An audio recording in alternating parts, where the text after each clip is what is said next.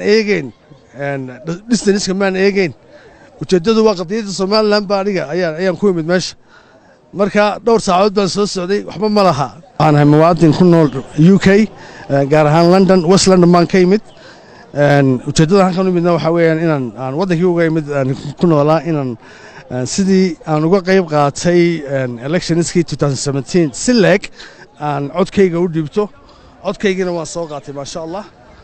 aad baan ugu faraxsanahay waxaan ku faraxsanahay oo kale sida nabdoon ee xasiloon ee u dhacayso reer Soomaaliland waxaan ku arkay waxay ka midaysan yihiin qadiyada ayaa ka weyn qofka la dooranayo way qofka dooranaysa maanta ugu dambaysa Soomaaliland inaad aragtaba lagama yaabo laakiin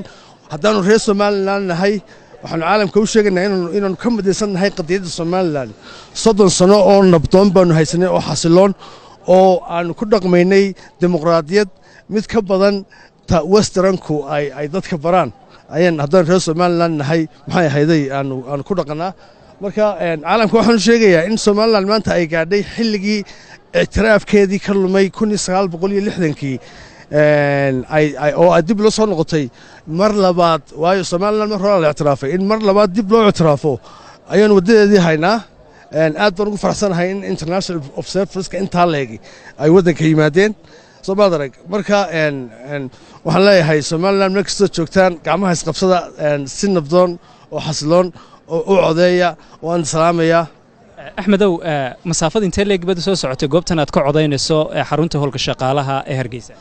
wallaahi niyo waxaan ku noolahay Mansour Hotel agtiisa halkan aan midna waa gurigii shaqaalaha maan eegeen distance kamaan eegeen ujeedadu waa qadiyada Soomaaliland baa aniga ayaan ku imid meesha marka dhowr saacadood baan soo socday waxba ma laha waxa ka importansan inaan anigu foodkii maanta galay oo aan arkay indhahayga wax ku arkay madaxweynihii baa halkan ka codeynayay mar dhaweyto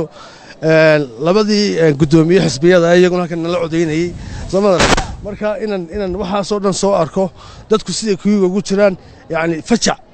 fajac baan dilay kelmadda fajac ma garanaysa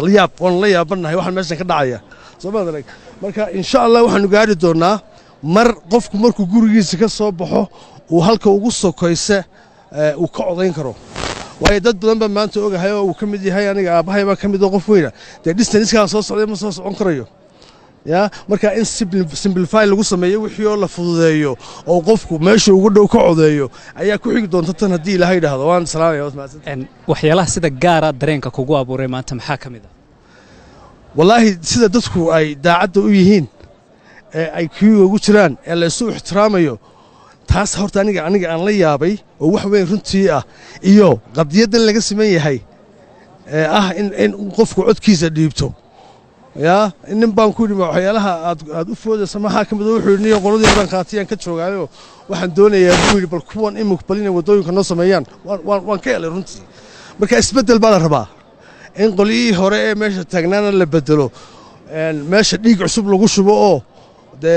marka dhiig cusub lagu shubo ayaa isbedel kuna yimaada Xamse Xayd wararka laanta afka Soomaaliga CBA TV bartamaha magaalada Hargeysa